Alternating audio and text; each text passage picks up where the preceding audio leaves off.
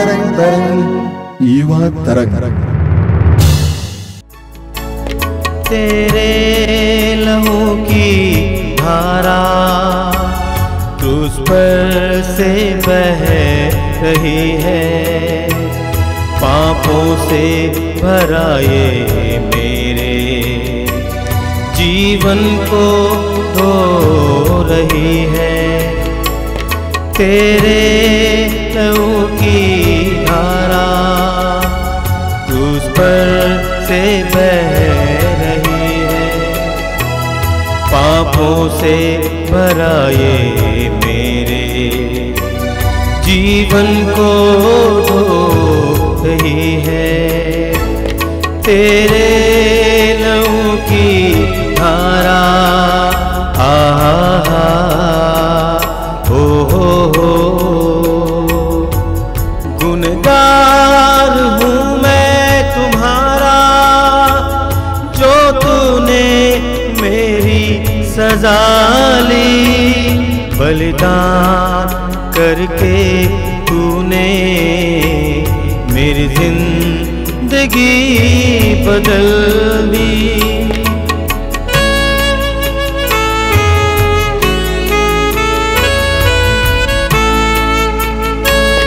गुनहगार हूँ मैं तुम्हारा, जो तूने मेरी सजा ली, बलिदान करके तूने मेरी जिंदगी बदल दी।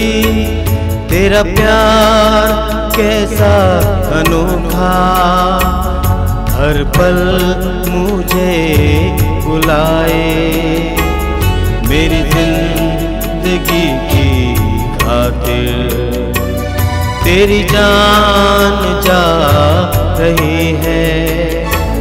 तेरे लहू की धारा आहा हो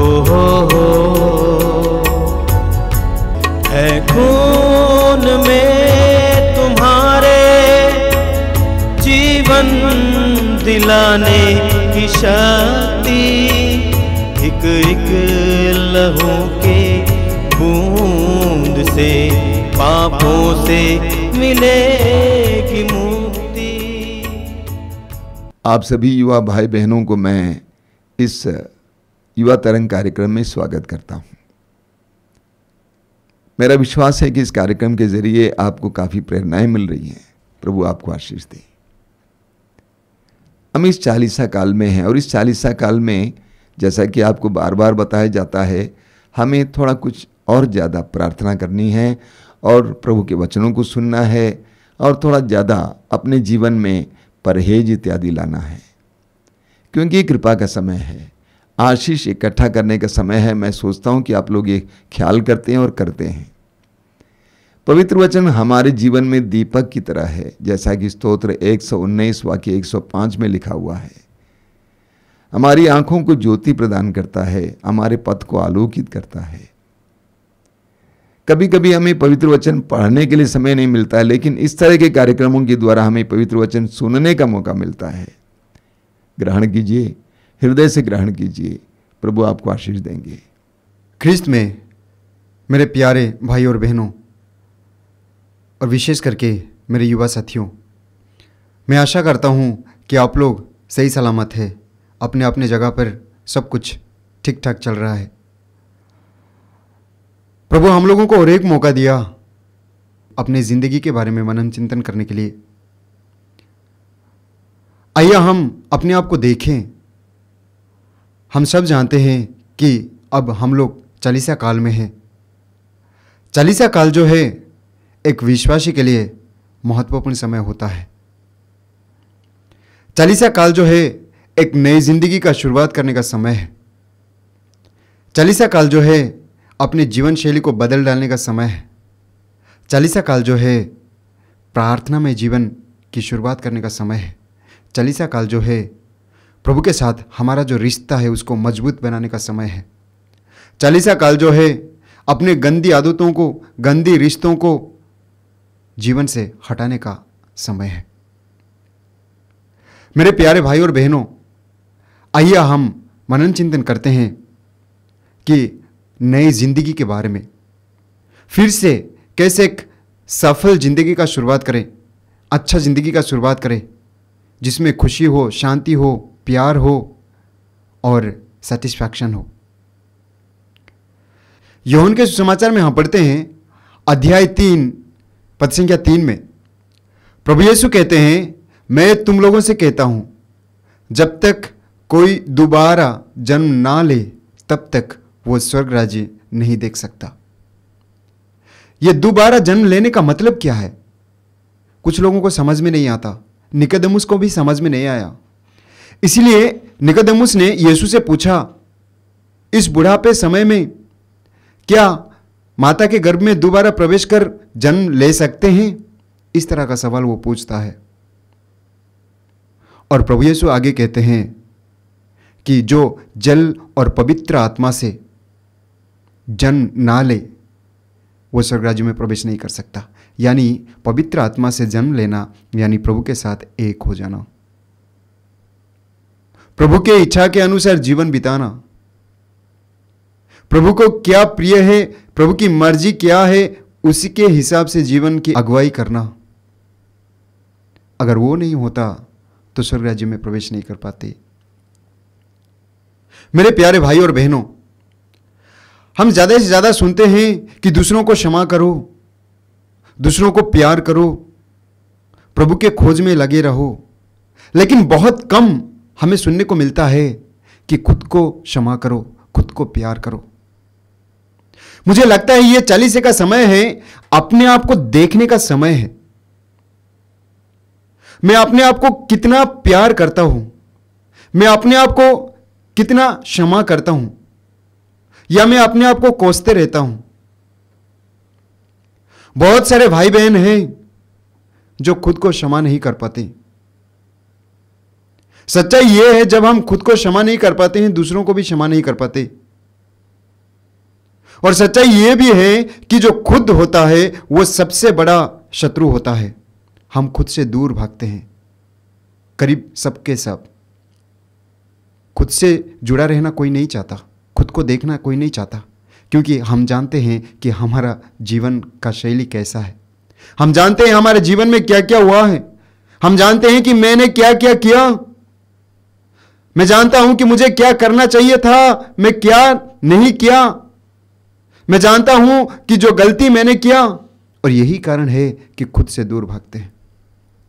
मेरे प्यारे भाई और बहनों, मुझे लगता है प्रभु हम लोगों को और एक मौका दिया है खुद के साथ बातचीत करने के लिए, खुद के बारे में सोचने के लिए, खुद को क्षमा करने के लिए। ज्यादा से ज्यादा हम लोगों में से कुछ लोग खुद को कोसते रहते हैं, विशेषकर जवान भाई बहनें जवानी के समय में गलती करते हैं। गलती हो जाता है, ऐसा मत सोचिए कि मैं ही गुनाहगार हूं और दुनिया में कोई नहीं है। वास्तव में हर एक व्यक्ति पाप करता है, एक भी इंसान नहीं है जो कि पाप नहीं किया है। प्रभु का वचन साफ साफ कहता है, रोमी अध्याय 3 पद संख्या 23 में, सबों ने पाप किया और सब के सब ईश्वर की महिमा से वंचित किए गए।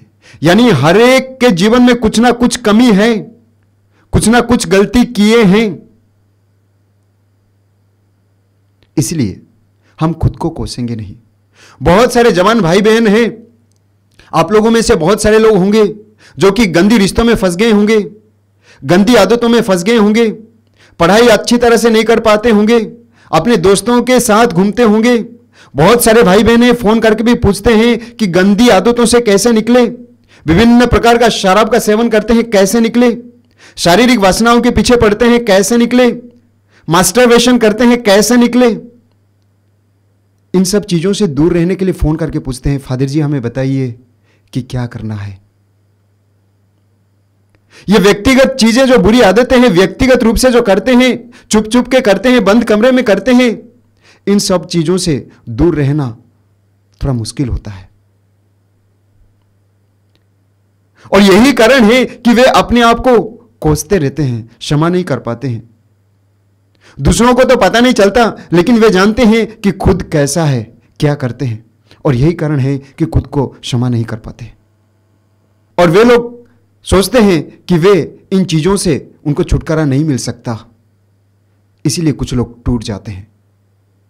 मेरे प्यारे भाई और बहनों, फिलिपियों के नाम संत पौलुस का पत्र अध्याय 4 पद संख्या 13 में संत पौलुस लिखते हैं, जो मुझे बल प्रदान करते हैं उसकी सहायता से मैं सब कुछ कर सकता हूं। ईश्वर की सहायता से मैं सब कुछ कर सकता हूं। जो बुरी आदतें हैं, जो गंदी रिश्ते हैं, जिसके वजह से मैं टूट गया हूं, फंस गया हूं, ऐसा लगता है कि पहाड़ से भी बढ़कर है, हटा नहीं सकता, लेकिन इन सब चीजों से प्रभु छुटकारा दिला सकते हैं। प्रभु के लिए सब कुछ संभव है। कुछ लोग खुद को क्षमा नहीं कर पाते, कोसते रहते हैं, बहुत चिंतित रहते हैं। चिंता करने की जरूरत नहीं है। संत पेतरुस लिखते हैं अपने पहले पत्र अध्याय 5 पद 7 में, आप अपनी सारी चिंताएं उस पर छोड़ दें क्योंकि वो आपकी सुधि लेता है। हमारे जीवन में ऐसा जो भी परेशानी है, उसके लिए हमें प्रभु से मदद मांगने की जरूरत है। जब हम प्रभु के साथ एक हो जाते हैं, प्रभु को क्या प्रिय है उसकी खोज में लगे रहते हैं, ये सब चीजें दूर हो जाते हैं। आज प्रभु हम लोगों को और एक मौका दिया है इन सब चीजों के बारे में बात करने के लिए। आप अपने आप को देख लीजिए कि आपके जीवन में क्या क्या परेशानी है। क्या आप खुद को कोसते हैं? क्या आप खुद से दूर भागते हैं? अपने आप को देख लीजिए, आप खुद को कितना प्यार करते हैं। ऐसे भाई बहन जो गंदी रिश्तों में फंस जाते हैं, गंदी आदतों में फंस जाते हैं, परेशान रहते हैं, खुद को प्यार नहीं कर पाते, खुद से दूर भागते हैं, ऐसे भाई बहनों के लिए प्रभु क्या कहते हैं? मेरे प्यारे भाई और बहनों, ईसाइयाह का ग्रंथ अध्याय 43 पद 4 में प्रभु कहते हैं, तुम मेरी दृष्टि में मूल्यवान हो, महत्व परखते हो, मैं तुम्हें प्यार करता हूं, नहीं डरो, मैं तुम्हारे साथ हूं। वास्तव में ऐसे भाई बहन अपने आप को तुच्छ समझते हैं, वो अपने आप को घृणा करने लग जाते हैं, अपने आप को देखना नहीं चाहते, पसंद नहीं करते, और यही कारण है कि खुद से दूर भागते हैं। यह जो है चालीसा काल है, प्रभु के साथ हमारा जो रिश्ता है उसको मजबूत करने का समय है, जोड़ने का समय है। जो हमारे लिए असंभव है वो ईश्वर के लिए संभव है, प्रभु का वचन कहता है। लूकोस के सुसमाचार में हम पढ़ते हैं अध्याय 1 पद 37 में प्रभु का वचन कहता है, ईश्वर के लिए कुछ भी असंभव नहीं है, यानी सब कुछ संभव है। और इसीलिए प्रभु यीशु ने कहा यूहन्ना के सुसमाचार में अध्याय 3 में कि पवित्र आत्मा से जो जन्म लेता है, पवित्र आत्मा से जो जन्म लेता है वो स्वर्ग राज्य में प्रवेश कर सकता है, स्वर्ग राज्य देख सकता है। यानी ईश्वर के साथ एक हो जाना, ईश्वर के साथ एक होकर अपनी बुराई से लड़ना। जो भी बुराई है, जो भी परेशानी है अपनी जिंदगी में, जो हमसे नहीं हो पाता, जो चीज हमसे नहीं हो पाता वो ईश्वर के लिए संभव है, ईश्वर के द्वारा हो सकता है। और इसलिए ईश्वर से मदद लेना जरूरी है, ईश्वर के साथ जुड़ना जरूरी है। हम पढ़ते हैं कुरिन्थियों के नाम संत पौलुस का दूसरा पत्र अध्याय 5 पद संख्या 17 में संत पौलुस लिखते हैं, यदि कोई मसीह के साथ एक हो गया है तो वह नई सृष्टि बन गया है, पुरानी बातें खत्म हो गई है, सब कुछ नया हो गया है। चालीसा काल प्रभु के साथ जुड़ने का समय है, प्रभु के साथ एक हो जाने का समय है। और जब हम प्रभु के साथ एक हो जाते हैं, जुड़ जाते हैं, तो हमारा जो पुरानी बातें हैं, पुरानी यादें हैं, गंदी आदतें हैं, गंदी रिश्ते हैं, गलत कार्यों जो किए हैं, जो कुछ भी है, सब कुछ खत्म हो जाता है और एक नई जिंदगी का शुरुआत होता है। एक नया जिंदगी का शुरुआत होता है और एक ऐसा जिंदगी जिस जिंदगी में खुशी हो, जिस जिंदगी में प्रभु हो, जिस जिंदगी में शांति हो। चालीसा काल यही समय है, अपने आप को झांक कर देखने का समय है, एक नई जिंदगी का शुरुआत करने का समय है। मेरे प्यारे भाई और बहनों, यह आसान नहीं है, आसान नहीं है। प्रभु के साथ जुड़ना आसान नहीं है। अपने जीवन में जो भी आदतें हैं उसको एकाएक छोड़ना आसान नहीं है, मुश्किल है, कठिन है, लेकिन असंभव नहीं है, लेकिन असंभव नहीं है। इसलिए टूटने का जरूरत नहीं है, परेशान होने का जरूरत नहीं है, चिंतित रहने का जरूरत नहीं है, क्योंकि प्रभु यीशु 2000 साल पहले इस धरती पर आए हमें पापों से बचाने के लिए। 2000 साल पहले प्रभु यीशु इस धरती पर जन्म लिए हमारे पापों के बोझों को अपने ऊपर लेने के लिए। और वो प्रभु कहते हैं मत्ती के सुसमाचार अध्याय 9 पद 13 में, मैं बलिदान नहीं बल्कि दया चाहता हूं, मैं धर्मियों को नहीं पापियों को बुलाने आया हूं। मेरे प्यारे भाई और बहनों, हम जानते हैं कि ज्यादा से ज्यादा जो गलतियां होता है वो जवानी के समय में होता है। जब जवान रहते हैं उसी समय गलतियां करते हैं, सांसारिक मोह माया में भटक जाते हैं, शारीरिक वासनाओं के पीछे पड़ते हैं, मम्मी पापा के बात को नहीं मानते। ऐसा लगता है कि संसार ही सब कुछ है, ऐसा लगता है कि जो हम देख रहे हैं सब कुछ सच्चाई है, ऐसा लगता है पैसे ही सब कुछ है, ऐसा लगता है हमारे दोस्त ही सब कुछ है। जो अपनी जवानी में अपने आप को सुधार लेते हैं, संभाल लेते हैं, बाकी का जिंदगी जो है बहुत अच्छा होता है, एंजॉय करते हैं। लेकिन जो अपने आप को जवानी में संभाल नहीं पाते, बाकी का जिंदगी जो है नरक बन जाता है। मेरे प्यारे भाई और बहनों, आज के जो युवक युवतियां हैं, जवान भाई बहनें हैं, ज़्यादा से ज़्यादा लोग कहते हैं हम आधुनिक जमाने के हैं। अपने मम्मी पापा का बात नहीं मानते, दूसरों के बातों को अनसुना कर देते हैं। उन्हें यह लगता है कि वे सब कुछ जानते हैं, पढ़े लिखे हैं, इसलिए वो कुछ भी करें। कुछ लोग ऐसे कहते हैं एक ही जिंदगी है, भरपूर जियो, जो भी करना है कर लो। ऐसा नहीं हो सकता है।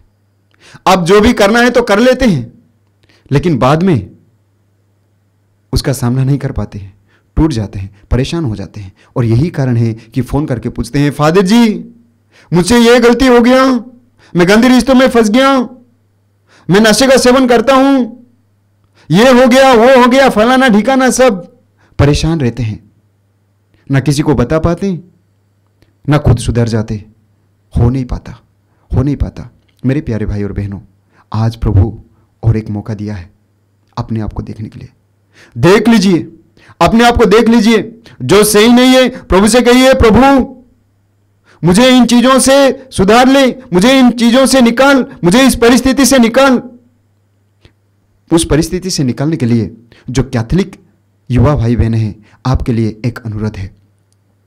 अगर आप उस परिस्थिति से निकलना चाहते हैं तो पेन कागज उठाइए, लिख लीजिए ऐसा क्या आपने गलती किया है, ऐसा क्या चीज किया जो कि प्रभु के नजर में अच्छा नहीं है,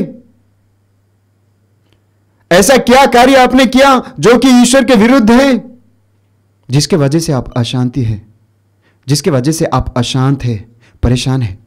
कागज पेन उठाइए, लिख लीजिए, एक निर्णय लीजिए कि मैं कन्फेशन के लिए जाऊंगा, पाप स्वीकार के लिए जाऊंगा, पाप स्वीकार करूंगी।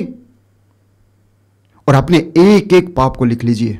प्रभु का वचन कहता है सुक्ति ग्रंथ अध्याय 28 पद 13 में, जो अपने पाप को छिपाता है वो उन्नति नहीं करेगा, जो अपने पापों को प्रकट कर छोड़ देता है उस पर दया की जाएगी।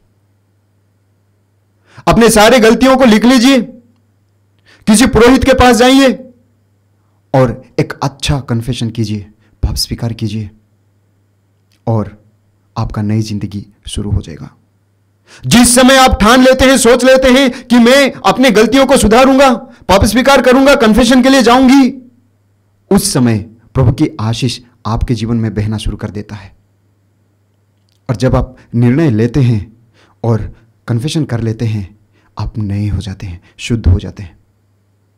और उन भाई बहनों के लिए जो कि ईसाई नहीं है, देख लीजिए आपके आसपास में ऐसा कोई व्यक्ति है जिनके पास आप जा सकते हैं काउंसलिंग के लिए, या किसी पुरोहित के पास भी जाकर बता सकते हैं, जो आपके जीवन को सुधार सकते हैं, आपके जीवन में एक नया मोड़ ला सकता है। मेरे प्यारे भाई और बहनों, यह चालीसा काल इसीलिए हम लोगों के लिए बहुत ही महत्वपूर्ण है। चालीसा काल आशीष का समय है, कृपा का समय है। अपने जीवन में प्रभु की आशीष को बहने दीजिए, प्रभु की कृपा को बहने दीजिए। वैसे भी इस सांसारिक चीजों के पीछे क्यों जाएं, जो लगता है कि हमेशा हमेशा के लिए बना रहेगा, लेकिन हम उतना तक नहीं रहेंगे। ज्यादा से ज्यादा जिएंगे तो 100 साल तक जिएंगे, उससे बढ़कर जी नहीं सकते। हो सकता है 105 साल, उससे बढ़कर ज़्यादा जी नहीं सकते। एक दिन हमें प्रभु के पास जाना ही है, और जब हम प्रभु के पास जाएंगे हमें एक एक चीजों का लेखा देना पड़ेगा।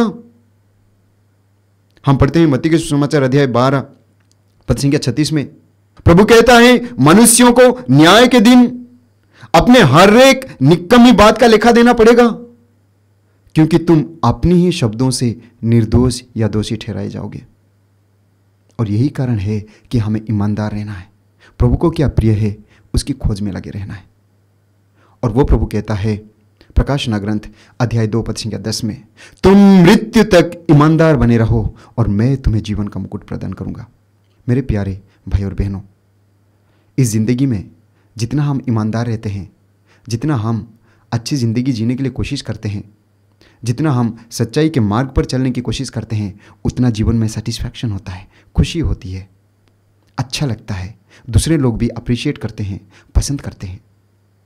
रात को चैन से नींद सो सकते हैं। आइए हम इसलिए अपने आप को देखें, अपने गुनाहों को, अपने पापों को, जो कुछ भी हो गया हो गया। ज़्यादा से ज़्यादा भाई बहन वो अतीत के बारे में सोचते हैं या भविष्य के बारे में सोचते हैं, जो कि हम कुछ नहीं कर सकते। अतीत जो हो गया, गलती किया। भविष्य जो होने वाला है हमें नहीं पता, उसके बारे में क्या कर सकते हैं। इसलिए अभी के बारे में सोचना है, वर्तमान के बारे में सोचना है कि मुझे क्या करना है और मैं करूंगा। वर्तमान में रहिए, अतीत में ना रहिए, भविष्य में ना जाइए, वर्तमान में रहिए। आइए हम वर्तमान में रहने के लिए कोशिश करें, प्रभु से आशीष मांगे, प्रभु से क्षमा मांगे कि प्रभु हमारा साथ दे एक अच्छा ज़िंदगी जीने के लिए, नए ज़िंदगी का शुरुआत करने के लिए, नया इंसान बनने के लिए, बुराई को छोड़कर अच्छाई के मार्ग पर चलने के लिए, ईश्वर के पुत्र पुत्रियां बनने के लिए प्रभु हमारी मदद करे। आमीन। आइए हम प्रार्थना करें। अपनी आंखें बंद कीजिए। ये दयालु पिता, मैं धन्यवाद देता हूं आज के सुंदर दिन के लिए।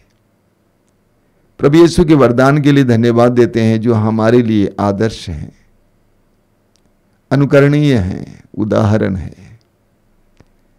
जिस तरह यीशु ने जीवन जिया उसी तरह जीवन जीने के लिए हमें कृपा दीजिए।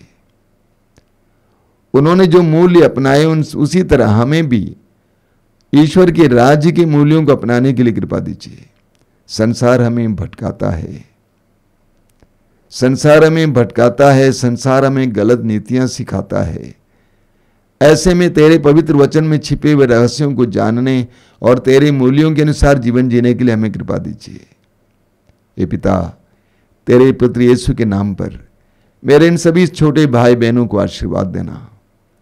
उनके जीवन के संघर्ष में उनको साथ देने के लिए पवित्र आत्मा का सामर्थ्य देना। हमारी इस प्रार्थना को ग्रहण कर। सर्वशक्तिमान परमेश्वर, पिता, पुत्र और पवित्र आत्मा आप लोगों को आशीर्वाद प्रदान करें। आमीन। जय यीशु। ये गुण में तुम्हारे जीवन दिलाने की शक्ति, एक एक लहू के बूंद से पापों से मिलेगी मुक्ति। तेरा प्यार कैसा अनोखा, हर पल मुझे बुलाए। मेरी जिंदगी की खातिर तेरी जान जा रही है। तेरे लहू की धारा तुझ पर से बह रही है। पापों से भरा ये मेरे जीवन को धो रही है।